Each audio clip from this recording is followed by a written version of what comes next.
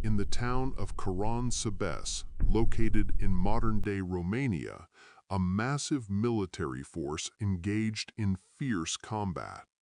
Gunfire echoed through the darkness, cavalry charged, infantry formations collapsed, cannons fired, soldiers screamed orders in multiple languages. By dawn, hundreds lay dead or wounded. The army had been devastated. There was just one problem. They had been fighting themselves. The entire battle was Austrian soldiers attacking other Austrian soldiers. Welcome back to Battlefield Absurdities. Last episode, we saw how Australia lost a war to emus. This episode, we're exploring something even more ridiculous. The night an entire army mistook itself for the enemy and spent hours killing their own troops. This is the Battle of Karánsebes. And yes, it actually happened. To understand how an army can attack itself for hours without realizing the mistake, we need to understand the Austro-Turkish War of 1787 to 1791. This was the latest in centuries of conflicts between the Habsburg Austrian Empire and the Ottoman Turkish Empire. Two massive powers fighting over territory in the Balkans, that volatile region of southeastern Europe that has caused more wars per square mile than anywhere else on Earth. By 1788, the war wasn't going particularly well for either side. The Austrians, led by Emperor Joseph II, had a massive army, on paper. Over 200,000 troops mobilized across multiple fronts. Impressive numbers. But here's the problem. This wasn't really one army. It was a coalition force pulled together from across the massive multi-ethnic Austrian Empire.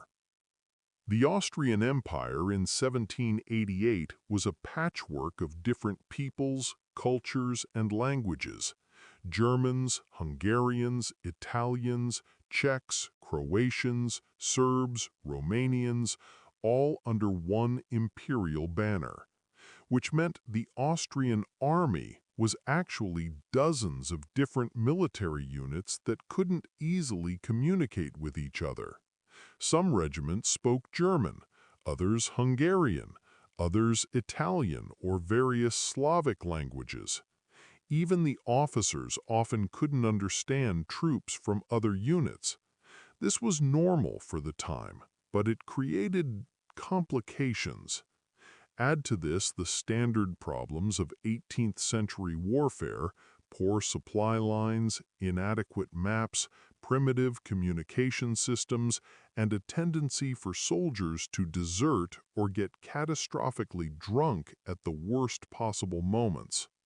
All of these factors would converge on one September night in 1788 in a town called Karánsebes. In September 1788, a large Austrian force, sources vary but likely around 100,000 troops, was marching eastward through the Banat region, heading toward Ottoman-held territory. They were looking for the Turkish army to engage in battle. On September 17th, the vanguard of the Austrian army, the advance scouts, arrived at the town of Karánsebes, situated on the Timish River. This was hostile territory. They were deep in contested lands, and Ottoman forces could appear at any moment. The vanguard were Hussars, light cavalry units known for their speed and reconnaissance abilities. These particular Hussars were mostly Hungarian. The Hussars crossed the Timish River and began scouting the area around Karánsebes. Their mission: secure the crossing, make sure no Turkish forces were lying in ambush, and wait for the main army to arrive. What they found instead would set off one of the most bizarre military disasters in history. The Hussars encountered some local Romany people, gypsies as they were called then, who had a very valuable commodity for sale: schnapps. Lots of schnapps. Now, if you're a soldier who's been marching for days through hostile territory, constantly on alert for enemy attack, sleeping on the ground, eating terrible food, and you suddenly find people selling strong alcohol, well, discipline tends to break down.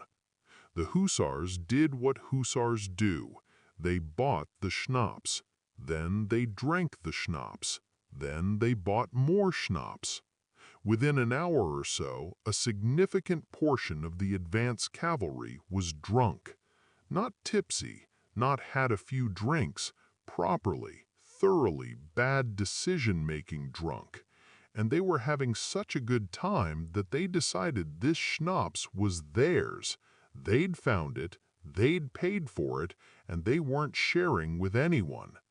They set up a makeshift barricade around the wagons full of schnapps and prepared to defend their prize, which would have been fine except the rest of the Austrian army was now arriving, and the infantry regiments that showed up next were mostly Austrian Germans who had been marching all day and were very interested in that alcohol. This is where things started to go catastrophically wrong. When the Austrian infantry regiments arrived at Karánsebes and saw the Hungarian Hussars drinking by the river, they naturally wanted in on the action. They'd been marching just as long. Why should the cavalry have all the schnapps? The infantry officers approached the Hussars and requested, in German, to share the alcohol. The Hungarian Hussars, now several drinks in, refused, in Hungarian. Now, accounts of exactly what happened next vary because, well, everyone involved was either drunk or about to be traumatized, but the general sequence of events is documented in multiple sources. The infantry soldiers, frustrated at being denied alcohol after a long march, tried to approach the schnapps wagons anyway. The Hussars, protective of their booze, told them to back off. Voices were raised. Insults were exchanged, though in different languages, which probably made them even more offensive because nobody knew exactly what was being said, but the tone was pretty clear. According to some sources, the Hussars even fired warning shots over the heads of the approaching infantry to make them back off. Other sources say they just fired into the air as drunken celebration. Either way, guns were going off, people were shouting, and it was dark. This is important. It was getting dark. The sun was setting. Visibility was poor. And now there was shouting in multiple languages and gunfire echoing through the town. To make matters worse, someone started yelling. In the confusion and darkness, someone, sources disagree on whether it was a hussar playing a prank, an infantry soldier genuinely confused, or a Serb officer misinterpreting the situation, shouted, "Turci, Turci." That's the Romanian and Serbian word for Turks. Remember, this entire army was in hostile territory, expecting to encounter the Ottoman Turkish army at any moment. They were deep in contested lands. Turkish forces were known to be in the general area. Everyone was on edge, anticipating an attack. And now, in the darkness, there was gunfire, shouting in multiple languages, and someone was yelling, "Turks! Turks!" The cry spread through the Austrian ranks like wildfire. "Turci! Turci! Turks! The Turks are attacking!" In the darkness and confusion, soldiers who couldn't see clearly and couldn't understand what other units were saying did what soldiers under attack do. They prepared to defend themselves. The problem was they had no idea where the enemy was. It was dark. Everyone was wearing similar uniforms, and the only people around were other Austrian soldiers. The Hussars, drunk and panicked, tried to retreat back across the river, but in the darkness they crashed into other units of their own army that were still arriving. These newly arriving units, seeing cavalry charging toward them in the dark and hearing gunfire and screams, assumed they were under attack, by the Turks, obviously. So they opened fire. What happened next can only be described as a perfect storm of miscommunication, panic, and catastrophic friendly fire. Different regiments of the Austrian army, unable to communicate with each other, convinced they were under attack by Ottoman Turkish forces, began shooting at anyone they couldn't clearly identify, which in the darkness was everyone. The German-speaking infantry was shooting at what they thought were Turks, but were actually Hungarians. The Hungarians were shooting back at what they thought were Turks, but were actually Austrians. The cavalry was trampling anyone in their way trying to escape. To make matters impossibly worse, the Austrian army used multiple different uniform styles and colors depending on which region the soldiers came from. Even in daylight, it could be hard to tell at a distance whether someone was from your army or the enemy. In the darkness, impossible. Some units tried to organize a defense. Officers shouted commands, but in their own languages, which other units couldn't understand. When German officers shouted "halt" to Hungarian soldiers, the Hungarians didn't know what was being said and kept firing. The artillery, hearing gunfire and unable to see what was happening, began firing cannons toward their own army, because that's where all the noise was coming from. Field Marshal von Lauden, the overall commander, tried desperately to restore order. But in the chaos, darkness, and confusion, his orders couldn't reach most of the army. Some sources claim he even had his horse shot out from under him by his own troops. Others say he narrowly avoided being killed by friendly artillery fire. Either way, he'd completely lost control of his army. The battle, and at this point it genuinely was a battle, raged for hours. Austrian soldiers fought Austrian soldiers with everything they had. Muskets, pistols, cavalry sabers, bayonets, artillery.